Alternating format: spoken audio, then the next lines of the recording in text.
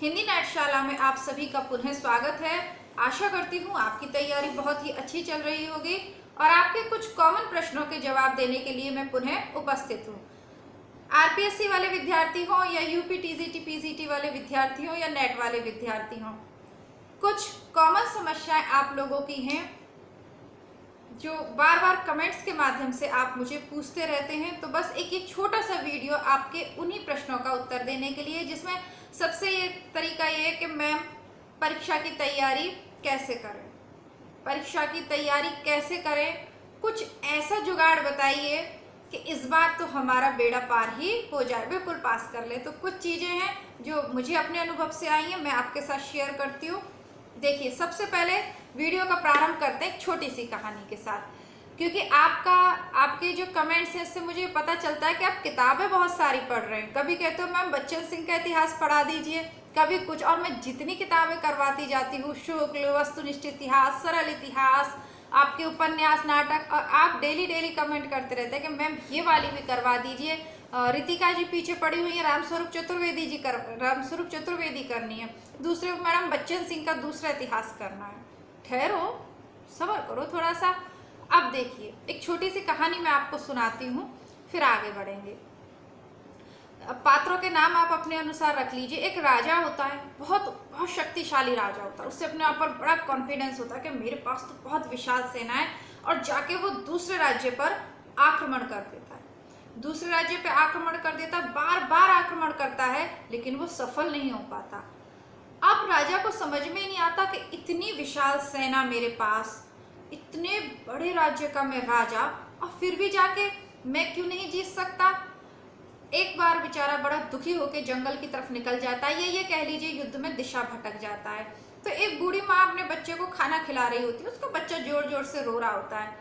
तो वो उसको उसके अंदर, कुटिया के अंदर जाने वाला होता है, लेकिन तभी देखता है कि वो बूढ़ी माँ उसका नाम लेके अपने बच्चे को कुछ कह रही है, और वो ठिठक कर दरवाजे के पास रुक जाता है। राजा का नाम मान लीजिए आप चंद्रगुप्त, क्योंकि अभी बुकशाला पे हम चंद्रगुप्त पढ़ रहे हैं ना, तो चंद्रगुप्त मान लीजिए।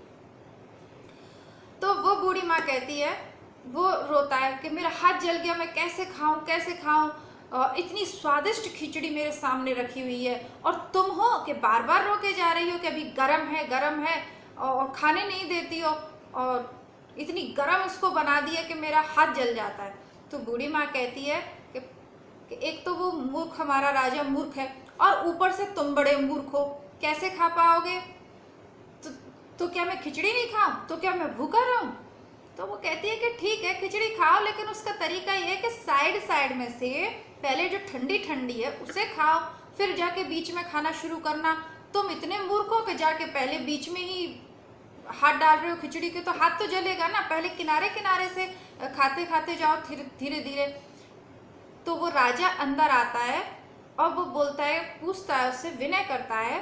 तो बुढ़िया कहती है कि मैं तो बहुत छोटी सी हूँ महाराज, आप इतने बड़े राज्य के स्वामी हैं, मैं आपको क्या शिक्षा दूंगी। कि नहीं माँ, आप इस बच्चे को मेरा नाम लेके कुछ समझा रही थी, तो जरूर मैं इतने बड़े राज्य का राजा होकर ना समझ पाया हूँ, लेकिन आप जरूर समझा सकती। तो बुढ़िया कहती है कि बेटा, अगर आप पहले आसपास के, यानी जिस दूसरे देश पर आक्रमण कर रहे हो, जिस दूसरे राज्य पर आक्रमण कर रहे हो, उसके आसपास के जो नगर हैं, या जो उसके आसपास के राज्य हैं, जो छोटे राज्य हैं, जिनको सम्मिलित करके वो एक बड़ा राज्य बनाए, तो पहले उन छोटे राज्यों को आप जीतो, और उसके बाद उस बड़े राज्य पर जब उसकी शक्ति क्षीण हो जाए, आपको उसकी रणनीति समझ में आ जाए, तब उस पर जाके आक्रमण करो, तो निस्संदेह ही आप जीत जाओगे। राजा ऐसा ही करता है और जीत जाता है। अब इतनी बड़ी कहानी मैंने आपको क्यों सुना दी, परीक्षा में आपका टाइम वेस्ट करने के लिए नहीं। ये जो आप बार ग्रंथों को इकट्ठा करके बैठे हो ना, इतनी बड़ी लाइब्रेरी बना रखी है आपने, रामस्वरूप चतुर्वेदी भी पढ़नी है, बच्चन सिंह भी पढ़ना है, हजारी प्रसाद द्विवेदी भी पढ़नी है, शुक्ल भी पढ़ना है, नगेंद्र भी पढ़ना है, ये भी पढ़ना है, वो भी पढ़ना है, सारी बुक्स इकट्ठा कर ली, सारी पढ़ ली, और अब जब परीक्षा का समय आया तो आप रिवीजन नहीं कर पा रहे ना। अब आपको समझ में नहीं आ रही, किताबें खरीद लाए, लेकिन आप उन किताबों को पढ़ नहीं पा रहे। ऐसे बहुत से विद्यार्थी हैं जिनके पास शुक्ल की पुस्तक है, लेकिन वो उसे नहीं पढ़ पाते। कारण उसका यही है कि नियम है, आपने बीएड में भी पढ़ा है, बीएड नहीं करी होगी तो भी आप पता है, सरल से कठिन की ओर बढ़ना है। आप सीधे कठिन पुस्तक को उठा लेते हो, आप जाके सीधे शुक्ल को उठा रहे हो और फिर परेशान होते हो कि मैडम समझ में ही नहीं आ रही। तो उसका सॉल्यूशन तो ये है कि मैंने उसकी व्याख्या कर दी, ये एक सरल ऑप्शन था मेरे लिए, मैंने उसकी व्याख्या कर दी, प्लेलिस्ट में डाल दिया, अब आप आराम से समझ सकते हो। ठीक, वो एक अलग तरीका है। लेकिन अगर आप बिना कोचिंग किए भी चाहते हो कि हम बिना कोचिंग करें, इस प्रश्न में ये भी एक उत्तर है, तैयारी करें, तो सरल से कठिन की ओर पढ़िए। सबसे पहले तो आप ये सोचिए कि सबसे सरल पुस्तक से हम शुरू करें, बेसिक समझिए। आप सोचते हैं कि हम बीए करके आए, एमए करके आए, ये पढ़ा है वो पढ़ा है, तो अब क्या हम शुरू से सीखेंगे हिंदी साहित्य? आपको सीखना पड़ेगा। प्रतियोगिता परीक्षाओं में पेपर पास करना और कक्षा में पास होना, दोनों में अंतर है। आप सरल से शुरू करिए, जैसे हिंदी साहित्य का सरल और संक्षिप्त इतिहास, अब पूर्व में वीडियो बना चुकी हूँ तो वो आप देख लीजिएगा। सरल से शुरू करिए, जब आप उस सरल को पढ़ लेंगे उसके साथ साथ या उसके बाद आप कठिन को उठाएं, ठीक है? तो आपको कुछ भी कठिन नहीं लगेगा। सीधे इन बड़े लेखकों पे हट अगर आप सोचोगे कि मैं इनका ज्ञान ग्रहण कर लूँ तो नहीं हो पाएगा। हाँ, आप किसी माध्यम से जानकारी रखते हैं हिंदी साहित्य कोचिंग के माध्यम से या पहले के ज्ञान के आधार पे, तो कर सकते हैं। पहली बात, कोचिंग के पहली बात सरल से कठिन की ओर हमें बढ़ना है। दूसरी बात, ओवर कॉन्फिडेंस से बचना है।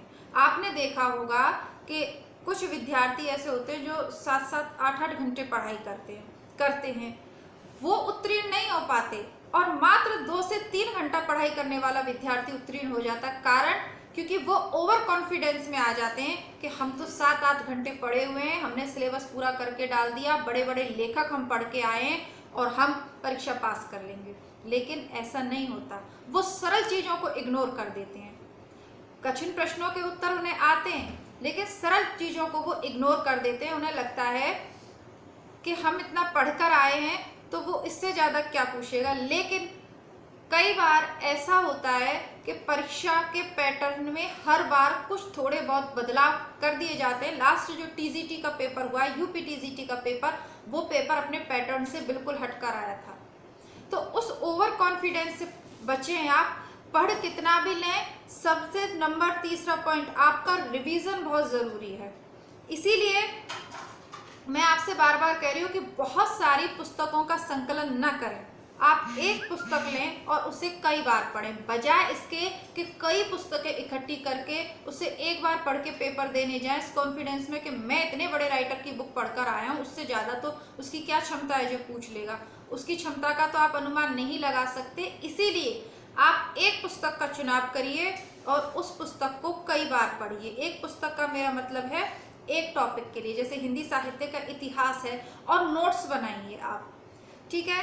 अब कुछ देसी जुगाड़ जो मैं, अब मान लीजिए ये पुस्तक है, आप कोई भी पुस्तक, इसकी जगह आपके नोट्स भी हो सकते हैं, इसकी जगह पुनीत राय भी हो सकते हैं, पुस्तक कोई भी हो सकती है। मेरे पास ये पुस्तक यहाँ टेबल पे रखी हुई है, तो उदाहरण देके मैं बता रही हूँ। मान लीजिए आपका ये हिंदी साहित्य का वस्तुनिष्ठ इतिहास है, ये आप पढ़ रहे हो। अब मैं आपको पढ़ा रही हूँ हिंदी साहित्य का सरल इतिहास। तो या तो एक बुक और एक रजिस्टर रखिए, नोट या रजिस्टर, आपके नोट्स जो है कोचिंग संस्थान के, अगर कोचिंग कर रहे हो। तो नहीं कर रहे तो मान लीजिए ये बुक आपके पास है, आज मैंने आपको परिस्थितियां पढ़ाई, उसमें कुछ इम्पोर्टेंट बताया मैंने, तो या तो उसे रजिस्टर पे नोट करिए, या इसमें जैसे आदिकाल के बाद कुछ खाली पन्ने जोड़ लीजिए, पन्ने को फोल्ड करिए और बीच में यहाँ लगा लीजिए, चिपका लीजिए ताकि अटे नहीं। ऐसे ही भक्ति काल के बाद, ऐसे ही रीति काल के बाद, ऐसे ही नाटक गिद्दी विदा के बाद और उपन्यास, हर टॉपिक के बाद कुछ खाली पन्ने या तो इसमें रख लीजिए आप, अगर जैसा आपको कंफर्टेबल लगे। मैंने कहा ना, ये सिर्फ जुगाड़ है जो अनुभव से आते हैं, परीक्षा पास करने के तरीके हैं ये जोड़ लीजिए, या रजिस्टर रखिए कि आदिकाल आपने ऊपर, उसमें जो कुछ मैंने ऐसा पढ़ाया जो इस बुक में नहीं लिखा उसे नोट कर लीजिए, ठीक है? फिर आपने प्लेलिस्ट से रामचंद्र शुक्ल को सुना, तो अब तो आप शुक्ल को सुन सकते हैं क्योंकि परीक्षा में समय है। लेकिन मैं ये नहीं कह सकती कि आपके परीक्षा के अंतिम 10 से 15 दिन सिर्फ आप रिवीजन को देंगे। उस समय आप फोन लेकर इतनी मोटी बुक तो पढ़ने नहीं बैठेंगे, सुनने नहीं बैठेंगे ना इतने सारे वीडियोस, तो कोई भी यूट्यूब चैनल हो।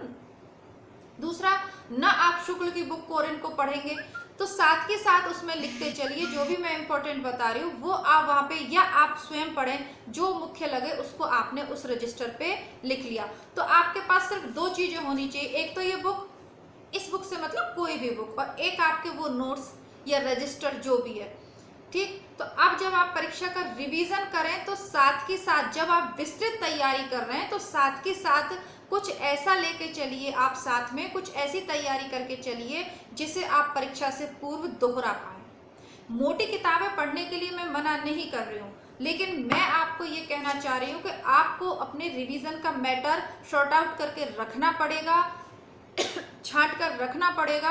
आप सब कुछ रिवीजन नहीं कर सकते हो और ना आपकी बुद्धि 8-10 ग्रंथों को के पॉइंट याद करने में सक्षम है, ठीक। अब आपका ये जो रजिस्टर है इसको आपका तैयार हो गया ये, और आप ऐसा नहीं है कि महीनों, क्योंकि ये तो लंबी किताबें चलेंगी, फिर 21 दिन बाद इसका रिवीजन करिए, फिर अगले 21 दिन बाद फिर रिवीजन करिए। ये बार बार आपको रिवीजन करना है, क्योंकि वैज्ञानिक तरीके से हमारा दिमाग जिस तरीके से कार्य करता है, मैं आपको वही विधि समझा रही हूँ। जैसे मैंने कहा ये छोटे छोटे से जुगाड़ हैं। कोई भी चीज़ आपके पास रजिस्टर नहीं, आप पढ़ रहे हो, आपको कुछ याद आया, उसको उसी टॉपिक पे नोट कर लीजिए, ये परीक्षा में बहुत मदद करेगा। तो वो जो विस्तृत ग्रंथ हैं उनके संक्षिप्त नोट्स तैयार कर लीजिए। नोट्स आपके पास कोचिंग के हैं तो उस पर लिख लीजिए, उसके साथ कोई पन्ना ऐड कर लीजिए और उन पर नोट डाउन करते हुए चलिए। तो ये बहुत अच्छा जुगाड़ है। इसके अलावा प्रैक्टिस सेट के रूप में आपको पुराने पेपर सॉल्व करने हैं, टीजीटी के, पीजीटी के, नेट के, असिस्टेंट प्रोफेसर के, राजस्थान के, यूपी के, कहीं के भी हों, इससे कोई मतलब नहीं है। हिंदी साहित्य का इतिहास, व्याकरण, काव्यशास्त्र, ये पूरे भारतवर्ष में एक जैसा ही है, ठीक है। चैनल पे कम से कम नहीं तो 5-10 हजार प्रश्न आपके उपस्थित हैं इन पुराने पेपरों के रूप में, ऑथेंटिक हैं, उनको आप तैयार करिए।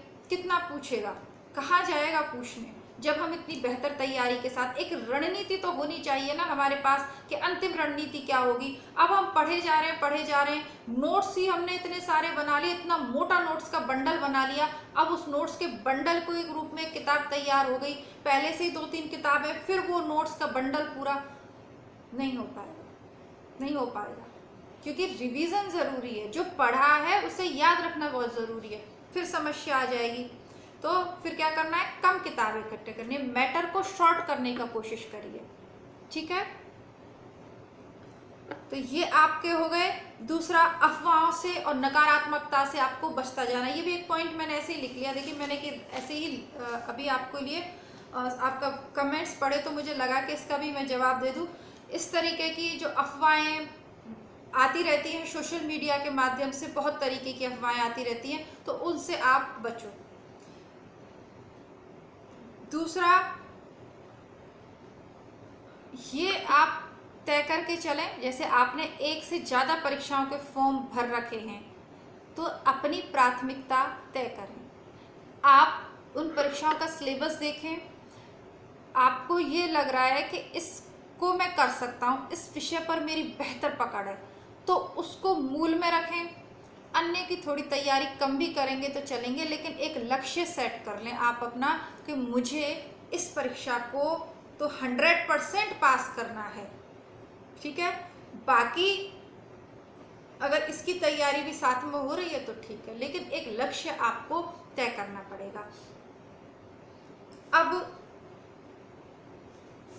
तो ये सारे तो मैंने आपको समझा दिए हैं। एक और बात, प्रश्न जो आपका आता है कि मैम एक साथ कई परीक्षाओं की तैयारी आप कर सकते हैं क्या?